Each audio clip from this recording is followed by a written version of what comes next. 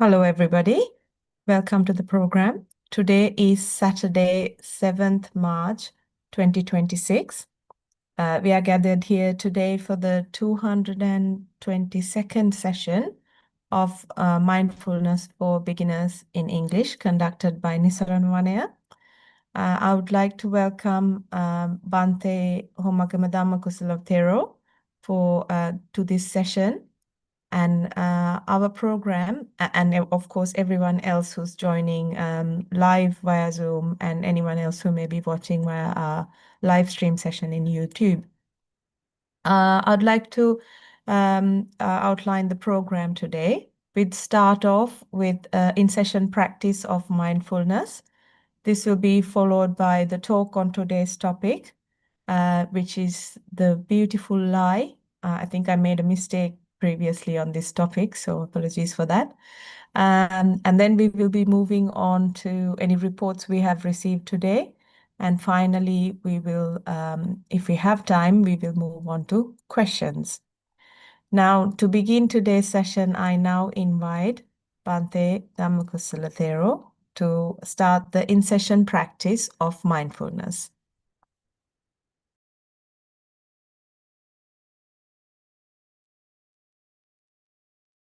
Thanks, Sonali. I hope you can hear me loud and clear. Okay, everyone. So we'll get started with the sitting session. For this, feel free to turn on video and join for the sitting session. Make sure that you are seated in a balanced and comfortable manner. Then you can gently close your eyes.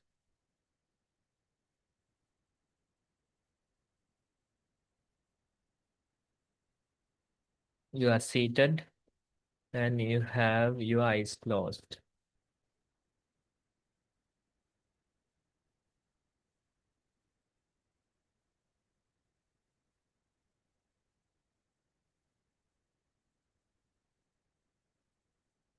Notice what you feel in the moment.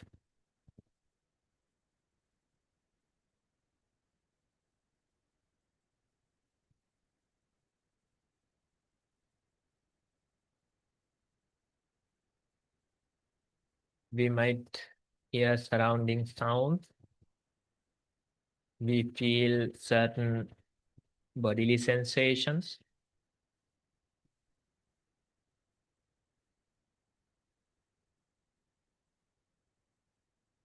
Sometimes thoughts, memories, they come and go.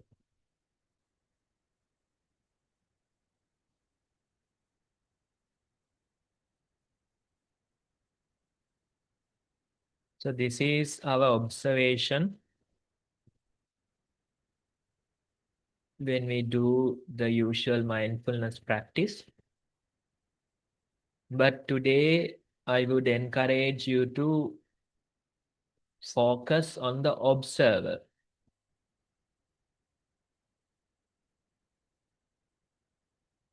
Not the observation in the usual sense. Instead, simply focus on the observer. Who is observing? Who is witnessing the moment?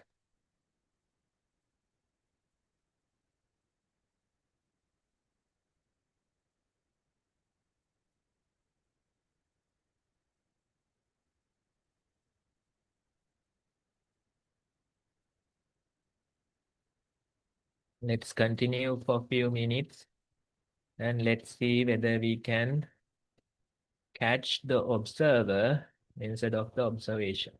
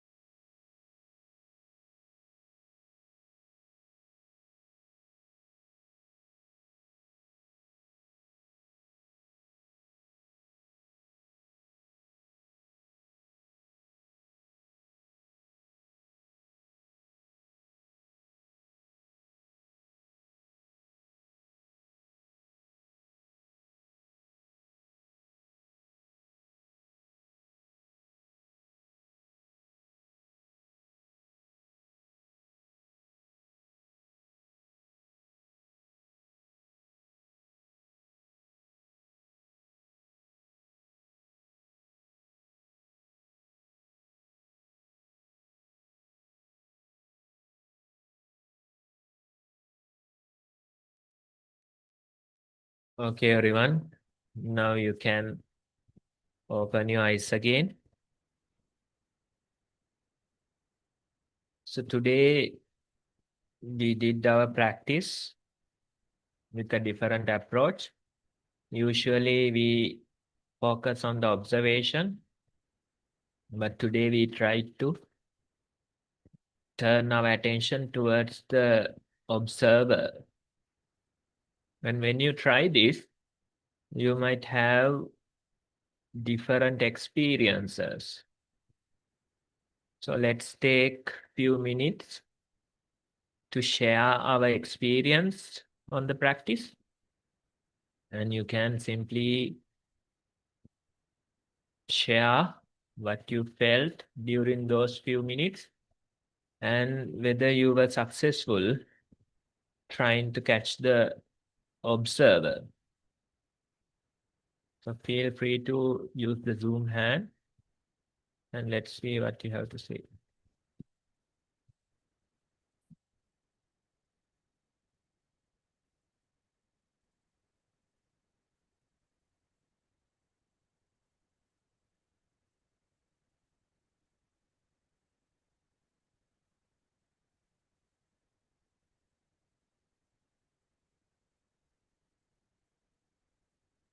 Sonali, can you allow them to unmute?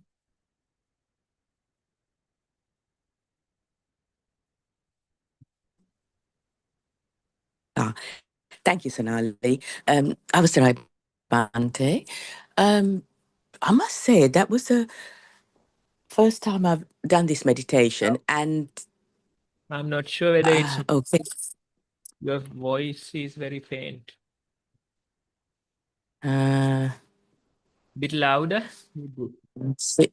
Can you hear now? Yeah. Or let Better. me. Is it better? We can hear now. Or I could put. Can you hear, Sonali? Let me just Yes, try we can putting hear my now. head.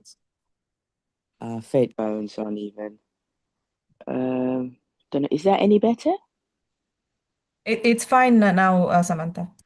Okay, yeah. I've just Bante, I was just thinking, yeah, I've never done this obviously before. It was strange. I found it difficult to see who's observing. I find myself listening to my inner chatter more, a voice inside. And then, I was just sort of like thinking, oh, there is like just a conscious, maybe a consciousness there, but it was just me talking to myself. That's what I experienced, Bante. Okay, yes. So that's a good observation. When you try to see who is watching, simply you are directed towards your own chatter, your own thinking. That way, sometimes we are directed towards those things. Yes. We'll see. We go into the talk today and see how to figure out this more. Yes, Chaya.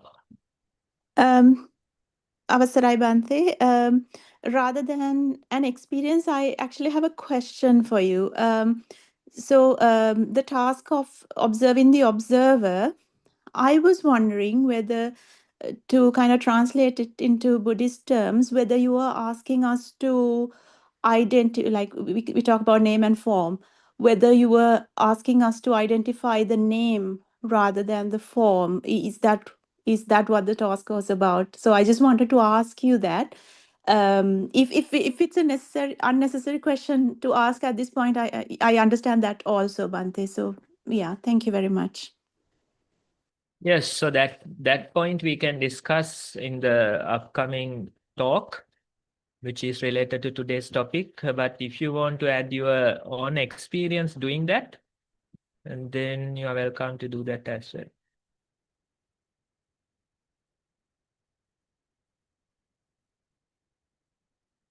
Anyone else?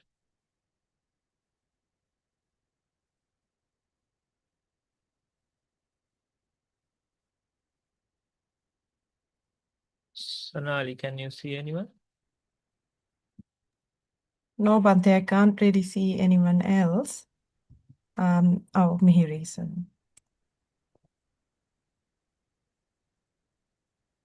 Mihiri? Oh, what happened? Can't see Mihiri anymore.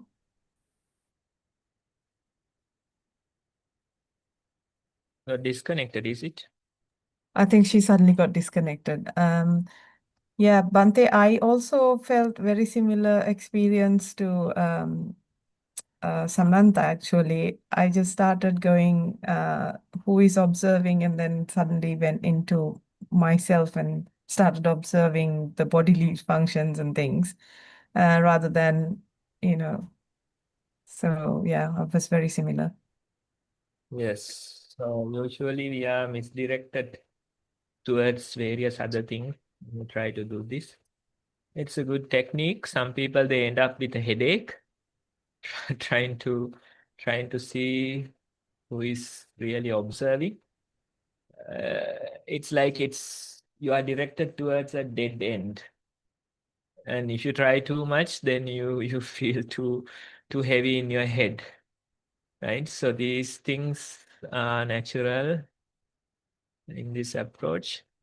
Anyone else who would like to? We have like couple more minutes if you are willing to share your own experience. Mihiri has been connected back again. We'll see if she can unmute now. Avasara Bante. Yeah, it was an interesting experience. Couldn't really pick anything apart from just being aware of what was going on. Couldn't really identify and observe as such. Just felt a kind of a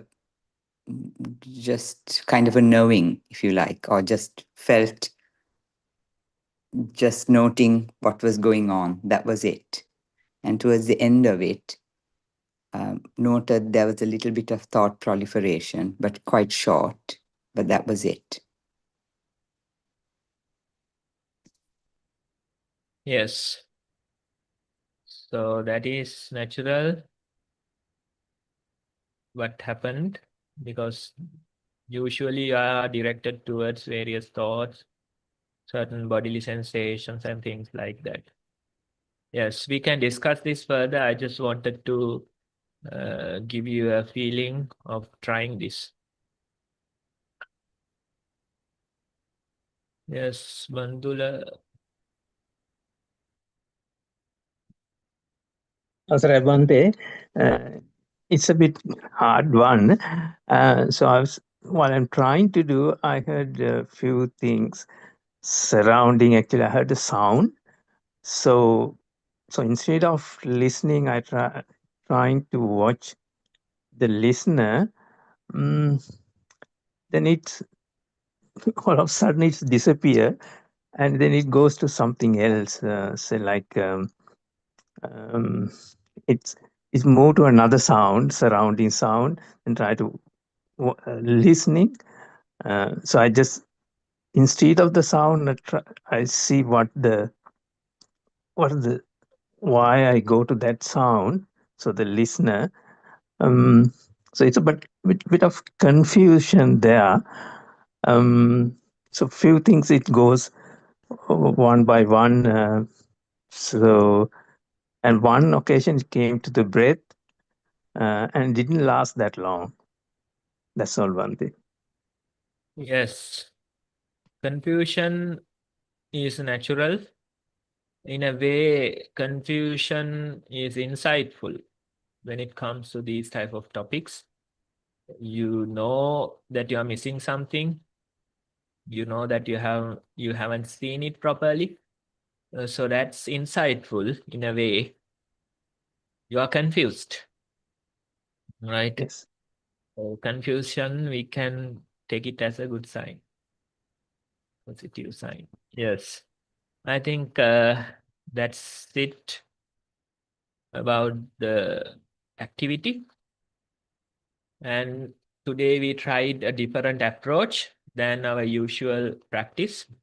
Usually we are all focused on the experience, But today we try to turn our attention towards the experiencer instead of the observation who is observing this.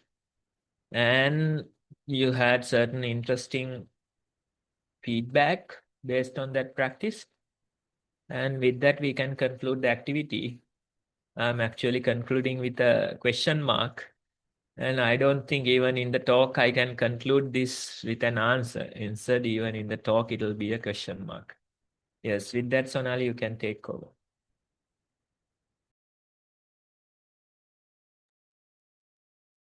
Thank you, Bhante. That was very intriguing, and we are all full of questions now.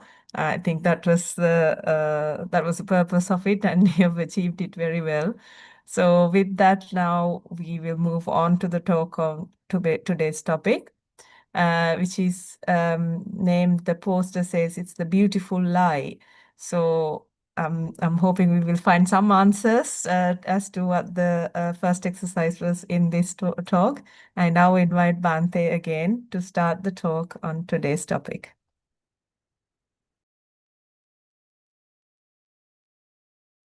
Hello, everyone. So we are starting a fresh topic today. And this one is the broad topic, but let's try to approach in this manner. Now, when you think about the outside world, where does the I end and the world begins?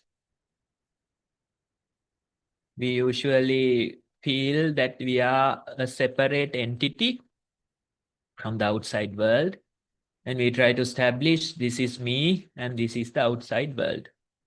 Right? So if you really think about it, where does this I end and the world begins? Some of you might say it's the outer surface of your skin. That's what separates it. You know, within the skin, you have the I, and beyond the skin, it's the outside world. Right? And some of you might say it's where the breath becomes air. Right? Probably around this point. The breath becomes air, right? So that's the margin. And some of you might say, although I am here, I could hear many things from far away, and maybe the furthest I can hear, that would be the end of my world, something like that, right? And even going further, you might say, I can see the world. The furthest point I can see, that creates my world. Something like that, right? So it's a tricky question. It feels like we know the margin, we know the boundary, but this margin, this boundary is not so accurate. It's like more like an illusion. Because without you, how can you establish an outside world? Without you experiencing the sounds, how do you know that there are sounds in the outside world? Without you experiencing the sights, how do you know that there are things in the outside world? So it's an illusion in a way to establish the exact boundary between you and the world. Where does the I end and the world begins? Right? Without this I, can we establish an outside world? That's the question, right? That's a tricky one. So this topic, it talks about world in a sense. It says that the world wants to be deceived. So let it be deceived. That's the topic selected for the week. And the world wants to be deceived. So let it be deceived. That's the idea there. So what is this world? That's the question that we have to discuss. It feels like we are talking about outside. It feels like we are talking about other people. It feels like we are talking about the media or the things like that. Of course, we can approach it in this manner, that it is the outside world, it is the other people, it is the things. But when we think about the practice, according to Buddhist approach, Buddha established the world within our senses only. You can't establish a world without your senses. So only within this sense doors, the world is established. Right? So it's good to take that approach instead of the usual worldly approach. The worldly approach to the world. We are thinking about outside. We are thinking about all the wars that are happening. We are thinking about other countries, other people. But all those thoughts, all those sounds, all those observations came through our sense doors only. Right? So according to this practice, you can only establish the world within the senses. You can't really establish an outside world without the senses. Right? So if we take that approach, the world wants to be deceived. So let it be deceived. In a way, our world is full of deception. That's what we need. That is the foundation of our survival or our function. We function based on this foundation. Our foundation is deception. This world, in order for it to continue, the world wants to be deceived. So let it be deceived, it says. That's how the samsara will continue. That's how it will continue till eternity. Right? So you have to understand, in a way, it's the ignorance that acts like the fabric of existence. There's ignorance as a foundation of existence. There is ignorance as the background of existence. And that's where we thrive. That's how we function. Now let me give an example. Actually, this is from one of the children's sessions. And there we were discussing one of the popular memes on internet. And that read, very demure, very mindful. Right? Obviously, it feels like it is related to our practice, the mindfulness practice. But actually, these memes, they have sarcasm behind them. Right? So if, let's say, you can do it like this. If somebody's work desk is a complete mess, then someone else might come and put a label that says very demure, very mindful. Right? So the very idea is used in a sarcastic manner. This person is a mess, and the label says very demure, very mindful. Right? So that is the meaning of the meme that's on internet. So we did this activity with children. We took we made a sandwich, and the whole activity was to make a sandwich and eat it. Right?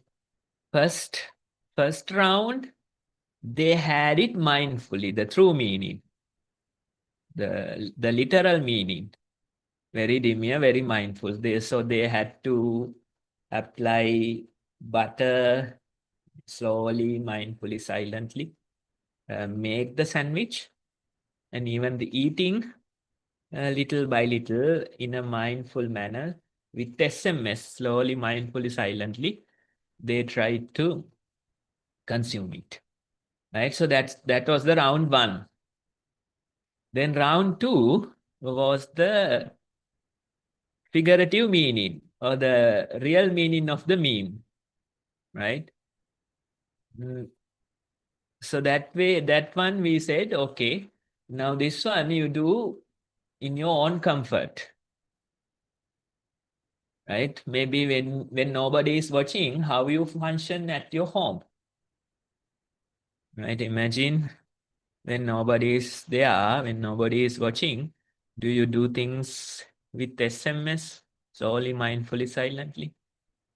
Probably not. Instead, you just do it in your own way, and you are not mindful, not demure, right? That's how you function. So we asked them, imagine that you are home alone, nobody is watching, and you simply do it in your own way. And they were like, doing the buttering in their own comfort, and even the eating, we licking fingers and, trying to stuck the whole sandwich in their mouth. So that way they did. So 2 rounds. First one is the literal meaning. Second one is the figurative meaning. So that way they did the 2 rounds. Then we asked an important question. Which one did you like? Which one was more enjoyable for you? Then, to my surprise, many of the kids, they said the second one would be more appealing to them. That means the figurative meaning, not demure, not mindful, right? So full of ignorance, and that's how they prefer it. And many of them, they said the second one was more enjoyable. So you are not really forcing it, you are simply doing it in your own comfort. And that's the fabric of ignorance. That's how we function most of the time.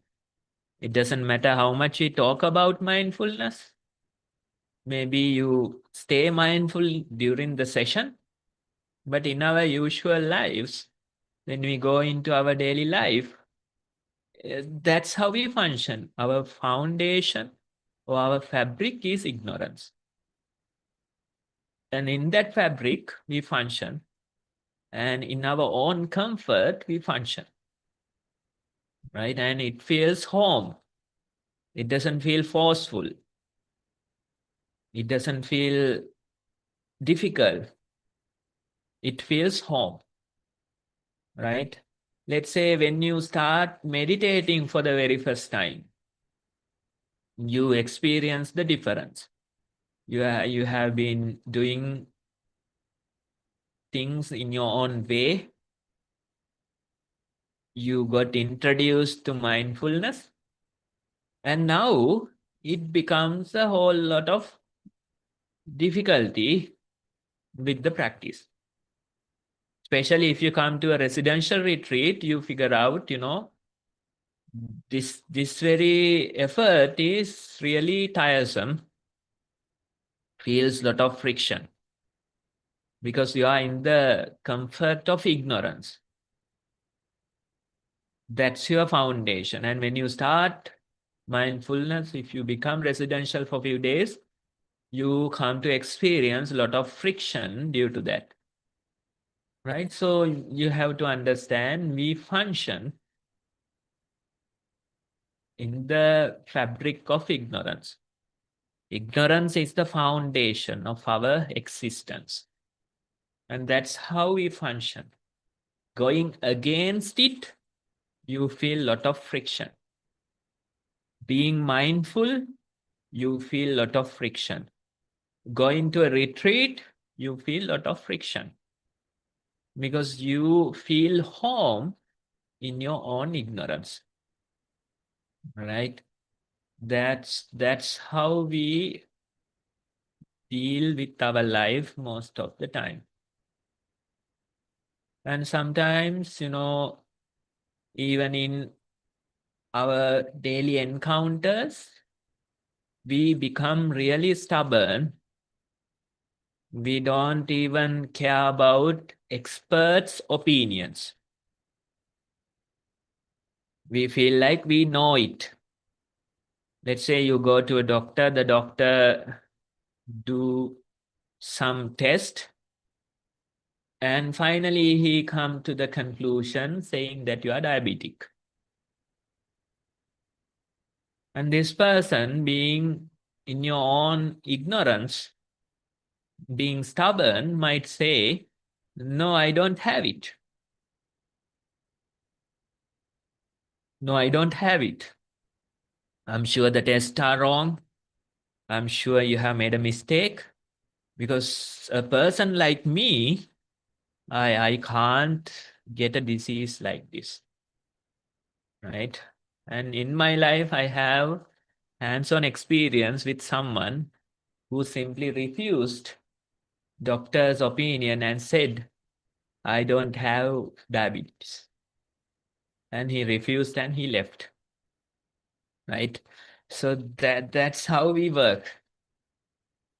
Even one of recent videos, it was on like space exploration, and they were giving some information about, you know, astronomers, right? And in the comment section, somebody wrote as the very first person saying, now you can see how many astronomers are there in the comment section. Because many people, they come and give their own opinion about traveling to outer space, right? They haven't been, probably they haven't been into a airplane, but still they come and give opinions. So the comment section goes saying, okay, now you can see how many astronomers are there in the comment section. Because everyone comes and give their own unique opinion, right? So this is how we function. In a way, it's funny to hear this, but that's the foundation. That's the fabric of our existence. That way only we deal with things, right? And I came across this quote. I think it is Sigmund Freud who says this. And he says, you can live, or either man can live without sleep, but he can't live without dream. Some kind of an idea like that. He can survive without sleep, but he can't survive without dream, right? Dreaming is the way for survival. We are in an illusion. We are in a dream, and that's how we can survive. And it says about a patient of his, a patient who believed he was dealing with a lot of sick people, mentally sick, ill. So this patient, this particular patient, he believed that he is dead. That was his belief, you know. So the Sigmund Freud goes on to treat him. He says every day, for so many times, for 300 times, you have to recite to yourself. What is the recitation? What is the mantra? Dead men don't bleed. Dead men don't bleed. That was the mantra. So every day for like 300 times, this patient, he has to recite this. Dead men don't bleed. Right? So after doing this for like, maybe for like 1 month or so. So you can see it's a mantra. It's an affirmation to himself that men don't bleed. Right? So he has done this for a month or so. And at the end of the period, Sigmund Freud simply cut the patient's finger. And obviously the blood came out. Then the patient goes on to say, okay, the dead men bleed. Now he is not convinced that he is alive, but instead he says, the dead men bleed. Right? So nothing harmed, not even touched his delusion. He has that delusion as the foundation. And within that foundation, he says, okay, dead men bleed. Dead men do bleed. That's how the world works, right? You have this foundation, you have this delusion, and nothing can challenge it, right? So that's the way of the world. That's the way how we function. So you have to understand everything happens on this fabric of illusion or fabric of ignorance. Ignorance is the foundation of our existence. And it's interesting to see certain discourses that teach about this. And a particularly interesting one comes to my mind, and it talks about the process that runs on this fabric of ignorance. Now, when we usually think about our way of perceiving the world, we talk about materiality and mentality, right? Simply you can say form and name. According to the Buddhist approach, the form, it consists of 4 elements: earth element, fire element, water element, air element. That's the form. It consists of 4 elements. Then the name, the mentality, it consists of 5 different things. First one is feeling, perception, intention, contact, then attention. Yes, those 5, right? So the name, it consists of 5 things. Then the form, it consists of 4 things. So they say name and form. And based on those things only, we can experience the world. Let's say you are touching something. You grab something with your hand. There should be a physical object which you are grabbing. So that physical object consists of these 4 elements. The form. If you grab a metal or something, you might feel the surface is cold. The texture is smooth. All those feelings come, right? So it is based on the form part, 4 elements, but you can't experience the form without the mentality, the name, without feeling, without perception, without intention, without contact, without attention, you can't observe the form, right? So you can see name and form, they are both interconnected. Without name, you can't really observe or know that there is form. Without form, all these things won't be triggered, right? So these 2 are interconnected, name and form. So if you get that idea, then we can move on to explain this particular teaching about Vipassy Buddha. And it goes on to say that Vipassana Buddha was asking or reflecting himself about the way of existence. He was asking, when what exists is their name and form. When what exists is their name and form. That was the question, right? And simply he comes to the conclusion, when consciousness exists, there is name and form.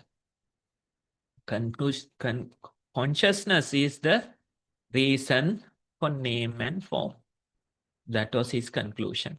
Then again, he goes on to ask, when what exists is their consciousness. When what exists is their consciousness. Then again, the answer comes as, when name and form exist, there is consciousness. Right? So if you try to figure out the reasoning for consciousness, it shows as name and form. If you try to figure out reasoning for name and form, then you end up with consciousness. Right? So he goes in few rounds, and finally, Vipassana Buddha, he comes to the conclusion that this bounces back. You can't go beyond this. Insert this loop, bounce back. Whenever you ask what is the reason for name and form, the reason is consciousness. Whenever you ask what is the reason for consciousness, the reason is name and form. Right? It's like two people pointing fingers at each other. When you ask from one person, he goes on to point to the other, saying it's not me, it's him. Then when you ask from that person, he goes on to point to the other and say, no, no, it's not me, it's him. Right? So that way they are pointing fingers at each other. That's how it works. That's how it functions. So the Vipassana Buddha comes to the conclusion saying that this bounces back. Whenever you go on to observe, what is the reason when what exists is the name and form exist. When consciousness exists, the name and form will be there. When what exists, the consciousness exists. Then when name and form is there, the consciousness will be there. Right? So always it points to the other one. That's how this works. Right? So we can relate our activity to this idea, and simply whenever you try to observe who you are, or whenever you try to observe the observer, what happened, simply you are led towards observation. Some of you are directed towards the breath, some of you are directed towards the sounds, and that's how you feel it. Right? And sometimes inner chatter comes. Sometimes thoughts, various ideas come. Right? So whenever you are trying to figure out who is the observer, you are directed towards the observation. Let me clarify something here. The idea of name, it includes all those thought processes, right? Feeling, perception, intention, contact, then attention. Your inner chatter, your thoughts, you feeling, perception, all those things are in a single package, and that is called name. Right? So whatever the feedback that you had to give, it was based on the name and form. The sounds, the bodily sensation, the thought processes, inner chatter, all of them, they go under the category of name and form, right? And whenever you try to observe the consciousness, whenever you try to catch it, you are directed towards the name and form. And whenever you try to catch the name and form, you are directed towards the consciousness. So it's like a never-ending loop. You try to catch someone and that one will point to the other saying, no, no, it's not me, it's him. Then you go catch the other. That one will also say, no, no, it's not me, it's him. Right? So that way, this process bounces back. You never will reach to a conclusion. Instead, it will create more and more confusion. That's how it works. That's how this whole process goes. Right? So it's an interesting thing to see. It's an interesting aspect of our practice. When we do our observation, we are always observing. Sometimes it's name and form. Sometimes it is consciousness. When you try to grab hold of consciousness, you are naturally directed towards the name and form. When you try to grab hold of name and form, you are naturally directed towards the consciousness. That's why even today, doing few minutes of practice, some of you said when you try to observe a sound, that sound disappeared. And quickly your attention was directed somewhere else, right? So experiencing a sound is like experiencing the name and form, but quickly your attention directed towards somewhere else. So this loop is happening non-stop, and whatever we are experiencing this loop only. You try to grab hold of name and form, you are directed towards the consciousness. You try to grab hold of consciousness, you are directed towards name and form. That's how this works. And you can see a lot of philosophical idea based on this one. One would be Douglas Harding. I think that's his name. He says, like outrageous kind of a statement. It says, you have no head. Right? You have no head. That's the statement. And you can even find a book on that topic. Douglas Harding, you have no head. And the whole idea is you can't really know the 0 point of this observer, the 0 point of your head, the 0 point of your observer. That's the argument. Now you go in front of a mirror and you will say, okay, I have a head, look. But that head appears only like few feet ahead of you. Then you might touch your head and say, okay, see, this is my head, I'm touching it. But those sensations appear not in the center. Instead, it's few centimeters away from the center. And you can't really touch your head. You are simply creating this illusion in your mind. Okay, I'm touching your head, touching my head. But actually, what do you feel? You feel some sensations. That's all you feel, right?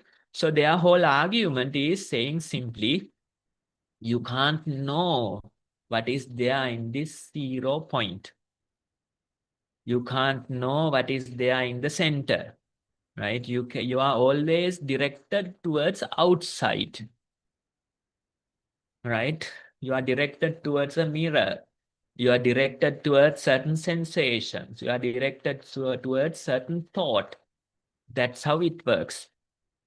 Even today's observation, it was difficult. we come up with a lot of questions, utter confusion.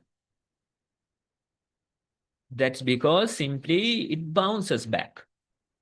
You can't really know what is there in the 0 point. And another philosophical idea would be this Alan Watts. And he has this insightful quote on this concept. And it goes to say, there was a young man who said, "It seems that I know that I know. It seems that I know that I know. But what I would like to see is the I that knows me when I know that I know that I know." Right? Even I am reading this quote looking at a picture. Otherwise, I won't be able to remember this one. It seems that I know that I know. But what I would like to see is the I that knows me when I know that I know that I know. Right? Confusing kind of words, but simply directed towards the I that knows this. Who is the knower, not the knowing. Right? When you turn your attention towards the knower, you end up with confusion. When you turn your attention towards the knower, you end up with a lot of doubts, questions, right? And we feel much at ease observing the observation. That's more comfortable, that's more pleasing to our practice, right? And when you try to go to the source, it is not easy. It bounces back and it creates a lot of confusion and doubts. Right. So that's the whole idea. We survive on the foundation of ignorance. We survive on the fabric of ignorance. And when that ignorance is threatened, many doubts are created. Confusion is created. Right. So even our mindful practice, we take a gradual approach. We observe our breath. So breath obviously is name and form. I hope you understand it. There is a physical flow of air at your nostrils. So that contained elements, 4 elements, the form, and of course, how to feel the breath. Feeling, perception, intention, contact, attention, all those things should be there. Right? So as breath, you are observing the name and form. That's how we start. But when you become successful observing the breath, what will happen is simply the breath disappears. As long as you are not successful observing the breath will be there. That's the trick, you know. Many people, they struggle to observe the breath. As long as they struggle, the breath will be there. Whenever they become successful observing the breath, the next moment you can see breath simply disappears. And when the breath disappears, you are simply directed towards consciousness. That's how many people, they feel at the edge. When the breath disappears, they feel like falling. They feel like falling to a pit, a never-ending kind of a pit. They feel like falling. And if you really pay attention to your breath, even at the end of the in-breath, at the end of the out-breath, you can feel this falling kind of a sensation. In a way, you are directed towards the consciousness, and that takes you towards a bottomless pit. Once again, with another object, probably a sound, probably a thought, you recover. You recover. But if you keep observing that sound even, At the end of that sound, once again, you are fallen into a bottomless pit, right? That's what we do with the singing bowl. We make a sound of that singing bowl. And if you know the real singing bowls, I have one here, but it's not a real singing bowl. This one, it's not proper. But if you find a proper singing bowl, you can see once the sound is made, it continues for like maybe like 3 minutes, gradually fading away. Right? So we take that such a singing bowl and we make a sound and ask the audience to simply follow that sound. And most of the time, initial part, they are successful. They can do it easily. But when the sound fades away at a certain point, various other sounds come and take its place. Other sounds come and replace this sound. But if you are skillful, some children can do it. They can simply or keep observing the sound that is fading away. The sound is very faint, but still they can keep their attention with it. And towards the end, if they keep observing it, sometimes they say, I felt like falling into a bottomless pit. This falling kind of a sensation, this falling kind of experience comes. And suddenly they are recovered with another sound. Suddenly they are recovered with another thought, right? So that way they recover, but you are recovering only with name and form. Once again, if you observe that recovered object, once again you will be fallen into a bottomless pit, right? So that's the process that is happening. Usually what happens is that we don't even see this.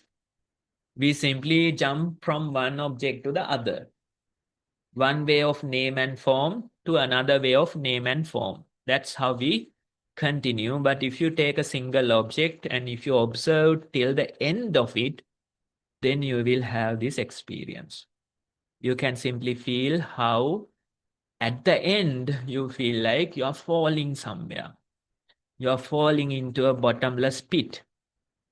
That shows the consciousness, right? You are at the edge and you seems to be experiencing the consciousness. You feel like falling into a bottomless pit. But suddenly, once again, the name and form, it comes to your rescue. The name and form will recover you from this experience, simply grabbing onto a different object. Simply grabbing onto a different sound, simply grabbing onto a different thought, right? So that's how it works. That's why Vipassi Buddha says, when what exists, the name and form exist.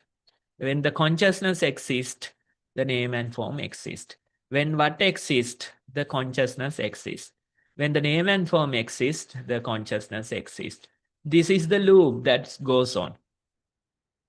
Then Vipassi Buddha comes to a conclusion saying, this bounces back. You can't go beyond it. This bounces back, right? So that's how this whole thing works. And this is our very foundation, the foundation of ignorance. Our world is full of deception. That's how we survive. So in order the world to be there, the deception or the ignorance should be there. That's why today's topic, it says, the world wants to be deceived, so let it be deceived. Thank you for your attention. Manali, I hope I answered all the doubts. Thank you, Bante. I feel like you tried to explain how we all live this beautiful life very well, but we, as you said, are still full of questions, and I'm glad we have another session, but I don't know if even that will be enough to explain this fully, unless you experience it yourself, like you said. So thank you so much for that. Let's now move on to the next stage, next item in the agenda, which is our reports that we have received, to present it to Bante to get his feedback. And also, if you have any questions at the end, if we have time to answer them as well. Before moving on to that, as Bante said, the most important thing is to start somewhere with your meditation. If you haven't done so, start where to start. And I'm going to share my screen with some of the information Nisarana has introduced us to. There are a couple of videos. I'm sure most of you are already doing meditation on a regular basis. So this is something that you can share with your friends if you are already meditating, and if not, this is somewhere you can start. Two videos, as I said, mindful walking and mindful sitting. Once you have watched them, you can set aside any amount of time, start practicing, and build it up to at least 2 hours of the day.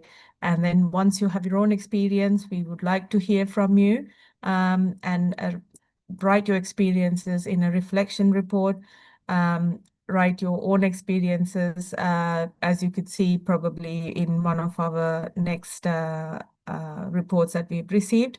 You can write about your walking meditation and sitting meditation. And then if you have any other experiences during the day, you could share that as well. And this would be your own experience about your walking, what you felt, the sensations at your feet, and then if it's sitting, it would be what your object was, or whether you felt any changes that. Obviously, if you could experience what we discussed about it, even that, if not anything that you experience in your meditation. So once you have written the report, send it to us. There is a Google form, which you also have in the poster that you would have received, or the Google form link is here, which I will put all the details on the chat in a moment. And also there is an email, which is the more popular way of sending reports to us by everyone, which is thebeginnersnv@gmail.com. Easier to remember. Of course, the recordings will also be on the website, but this is currently being live streamed on YouTube live stream as well. So that being said, I will now move on to the reports.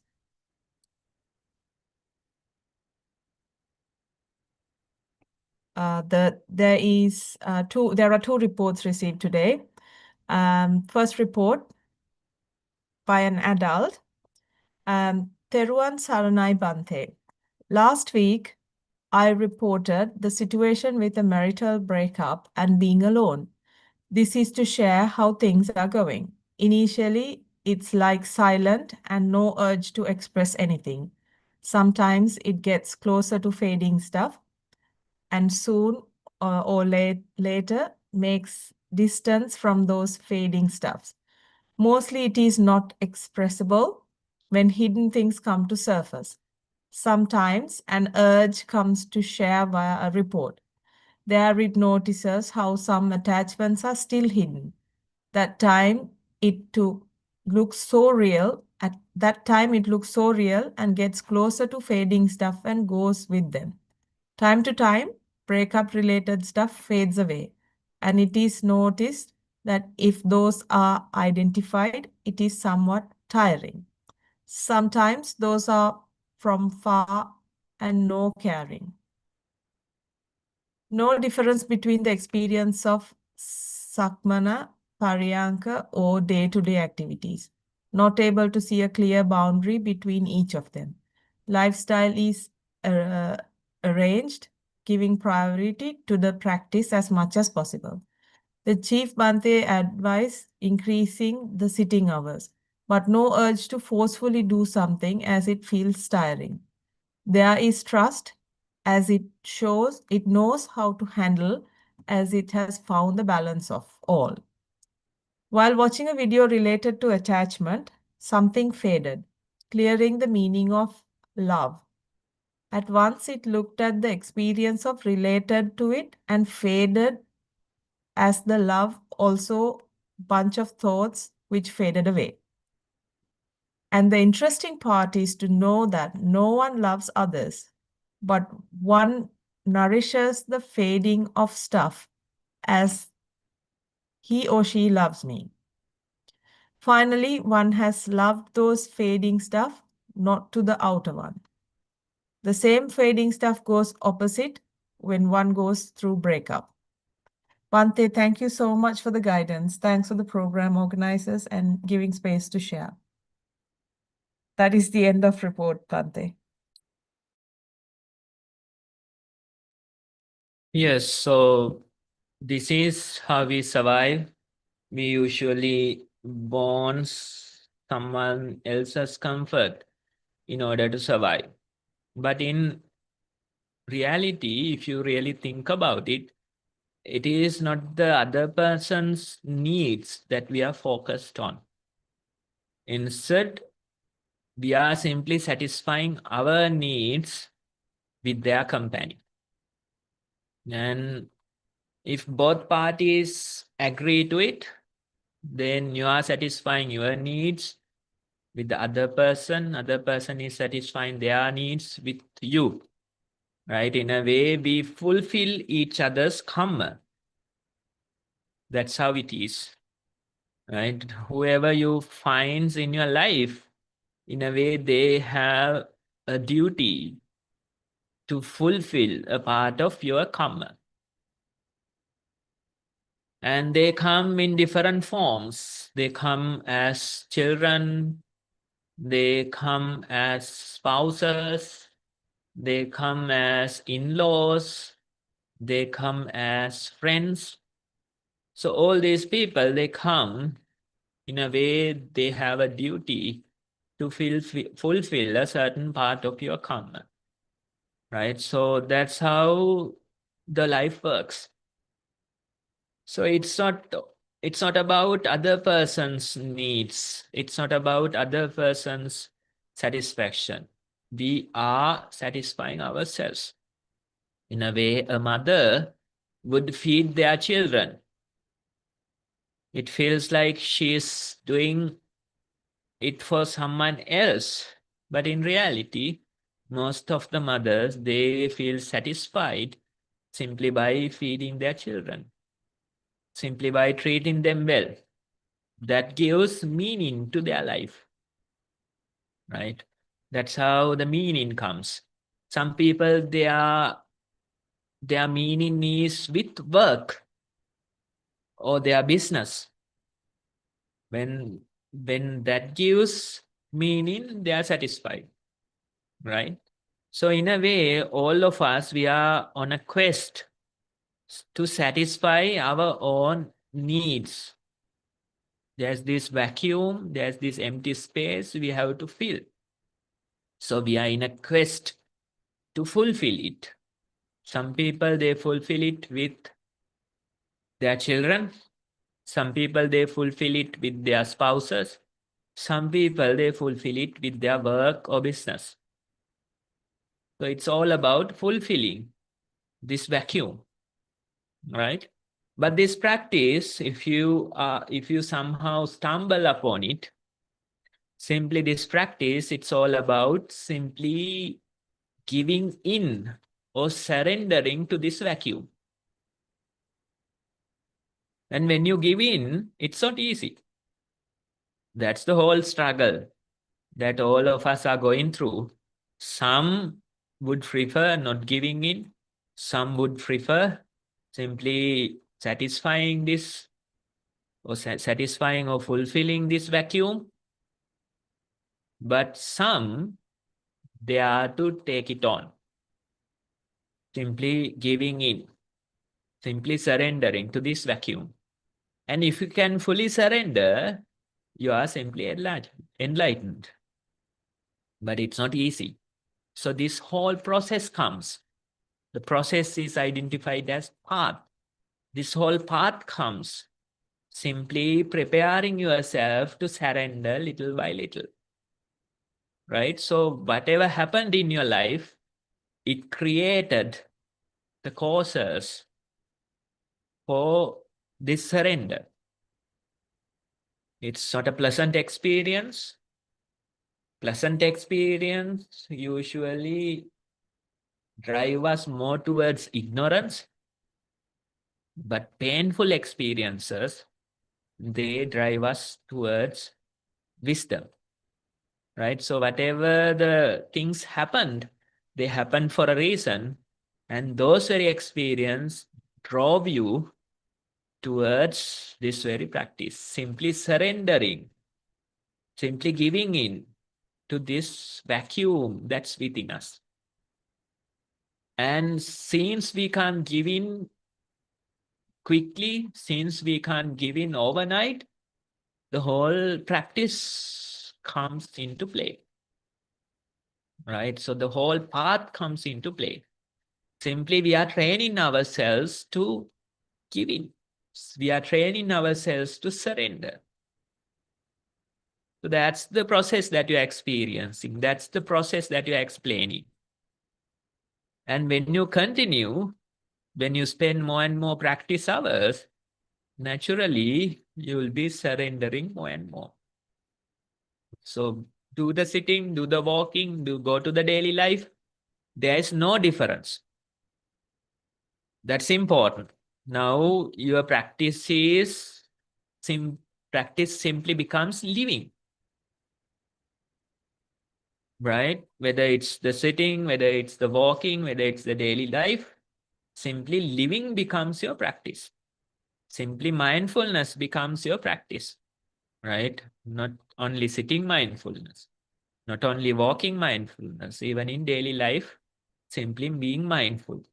And when you continue like that, we'll be able to surrender to this vacuum within us. We'll be simply able to give in to this vacuum within us. That's the process that you are going through. And even in your own experience, in your own words, you are explaining that you are able to surrender. Whatever those memories, incidents, simply surrender to them. And when you surrender, they fade away. That's all that happens. All those thoughts, simply surrender to it. When you surrender, those thoughts fade away. As long as you're fighting, as long as you're fighting the memories, as long as you are fighting those thoughts, they will thrive. But as soon as you surrender, they simply disappear, fade away. Right? So that's the whole process. And if you can continue for many months, many years, then you can simply see you become fully surrendered. You give in fully, and that's how the peace will arise, right? Many people in this world, they avoid this vacuum that's within them. They try to fulfill it with outside things, outside people. But as practitioners, we simply surrender to this vacuum. That's the whole path.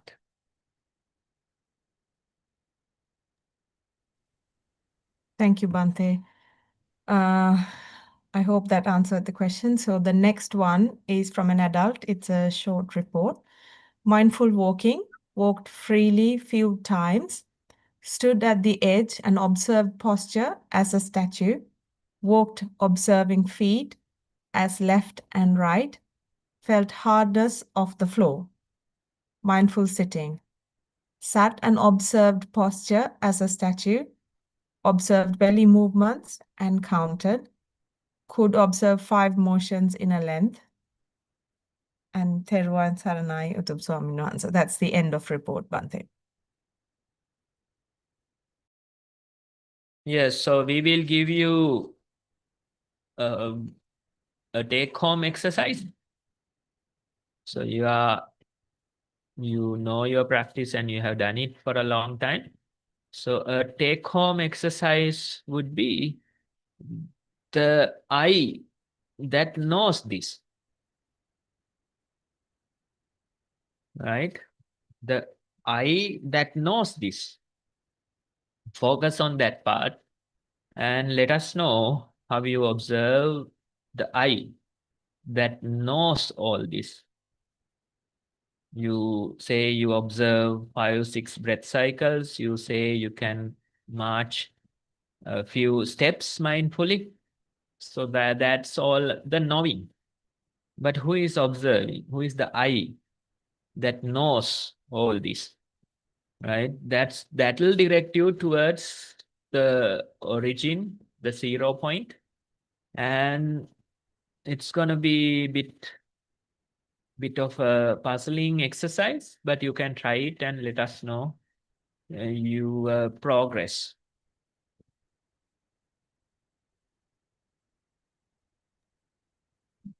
Thank you, Bhante.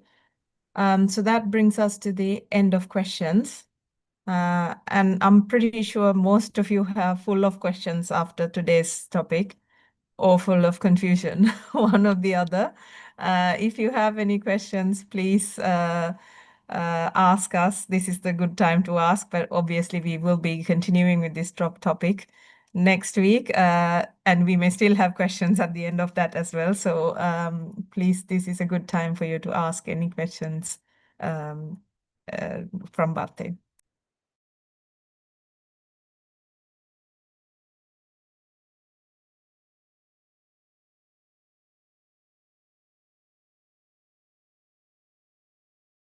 Obviously, too many questions. So Or I don't utterly confused, one or the other. I'm sure I won't be able to clarify those confusions or questions. So given the topic, that's sure. Even without asking, I can say I won't be able to clarify. But of course, we can take some time to discuss various angles to it. Yes, Samantha, go ahead. Thank you. Thank you, Bhante. Yes, I must say I'm left with the confusion and a lot of observation. But at the end of the day, I think I know Bhante will just say, just be mindful in the present. But I was just wondering when Bhante said surrender to the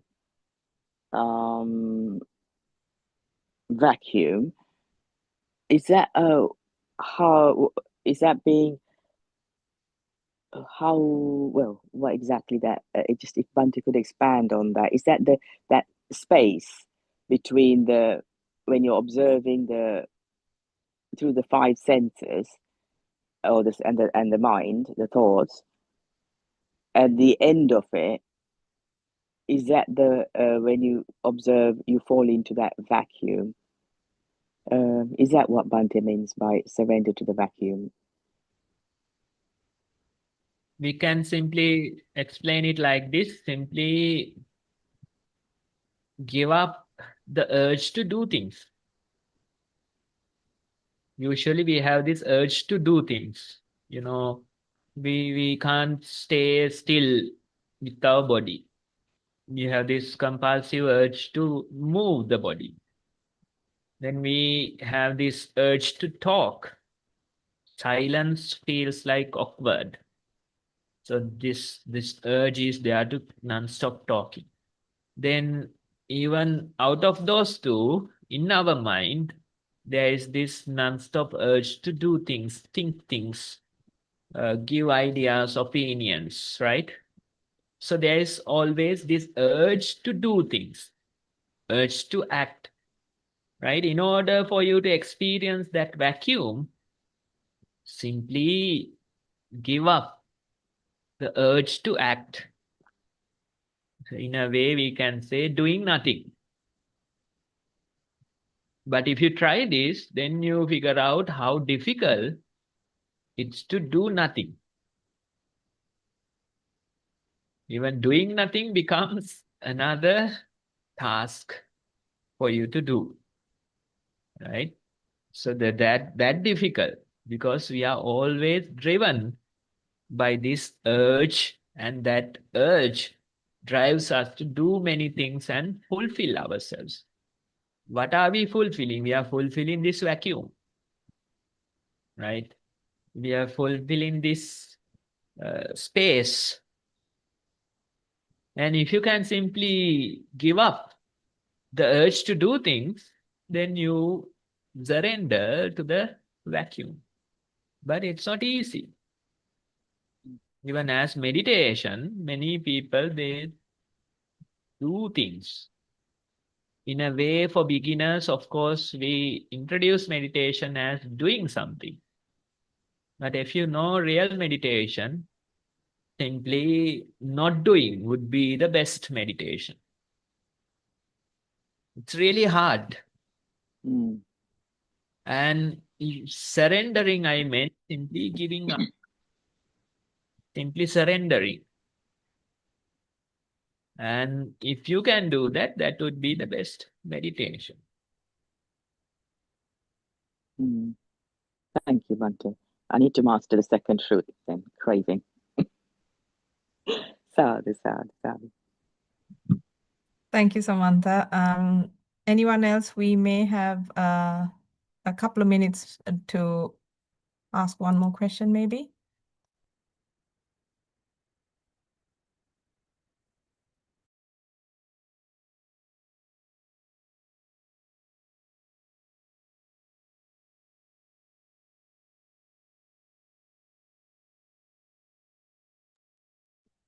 Pasala Bhante, just a little question about name and form.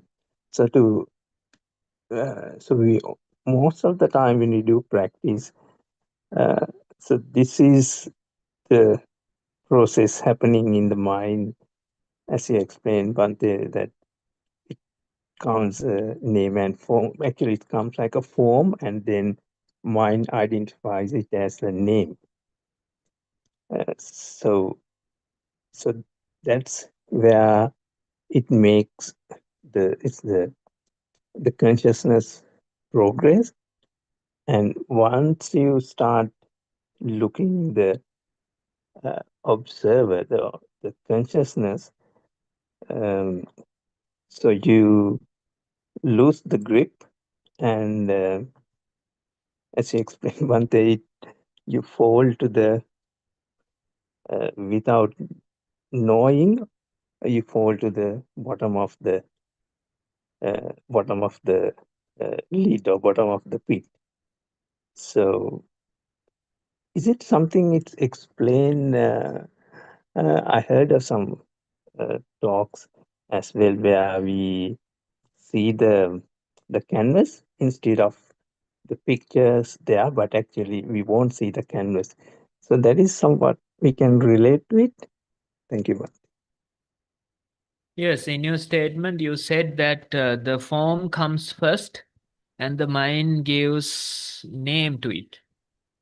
That's also the mind that talks, right? Without name, can we ever identify form? Not possible, right? Only with the name, with mentality only, we can experience the materiality. Our rational mind will say, okay, the form comes first, then it gives a name, and then only we see, right? But in reality, these two are interconnected. You can't really separate them. Even when we observe the breath, it's a combination of these two that we are observing, right? So that I wanted to, in a way, make a point, make a comment on that, your statement. And in a way, we can say, instead of the painting, see the fabric. Instead of the movie, see the screen, right? That way we can identify this whole practice. That way we can explain this. But whenever we try to look at the screen, the movie grabs our attention. And many people, they would simply prefer enjoying the movie in the darkness, the darkness of ignorance. Even in a theater, you can simply see this, you need darkness in order to enjoy the movie. If the light comes, then the picture becomes faded. The clarity reduces, right? So the light of mindfulness is simply be mindful. And even today's reports, someone was saying these things are fading away. When you be mindful, the movie fades away. But can you really see the screen? That's a different matter. Usually it is not giving up that easily, right? This whole process of ignorance, it doesn't give up so easily. It will continue one way or the other, right? So that's why we have been practicing for many years, and as long as we live, we simply continue with the practice. Even this program, I presume, probably like 5 years we have conducted this. And some of you have been here for many years. And by simply being here, by simply discussing, by simply continuing your practice, you have improved a lot, right? So that's the whole approach. It's not giving up that easily. The whole process of ignorance will find ways to somehow continue. So we have to keep at it. That's the whole idea. Thank you, Bhante. Thank you, Vandala, and thank you, Bhante. So that does bring us to the end of today, although there are some questions, some have posted and some probably still have questions and don't know how to word it. I would say maybe practice more for this next week and bring in your questions for next week, maybe. And we will continue this to explore this topic next week again. That does bring us to the end of the session, unfortunately. Thank you for everyone who shared reports and asked questions. This helps all of us. So we now move on to ending the session. On behalf of the organizers, I'd like to thank you, Bhante Dhammakusalatero. He continuously is guiding us and encouraging us to continue with this program. And we can't forget the chief abbot of Nisaranavanaya, Venerable Udayirigam Dhammajiva Mahatero, whose idea was to initiate this program as well. May they both improve their own practice with these merits as well. Thank you to all the organizers who are working really hard to bring this program to you. And on that note, I would like everyone to see if you are able to help organize in any way, even if it's not on a regular basis. Please do get in touch with us. And we are always looking for more help for people to read reports or to do posters or to just generally organize things, or especially to host as well. So if anyone is able to help in any way, even if it's an on and off, odd, irregular manner, that's fine. Please get in touch with us for that as well. So as I was saying, thank you to all the organizers and for bringing this program to us every week. And we'd like to hear from you, and we welcome you for that. So as usual, we will be meeting every week for our program, 1 p.m. Sri Lankan time. And this is the end of the session. I wish all of you a happy and mindful week ahead of you. I will now end the session.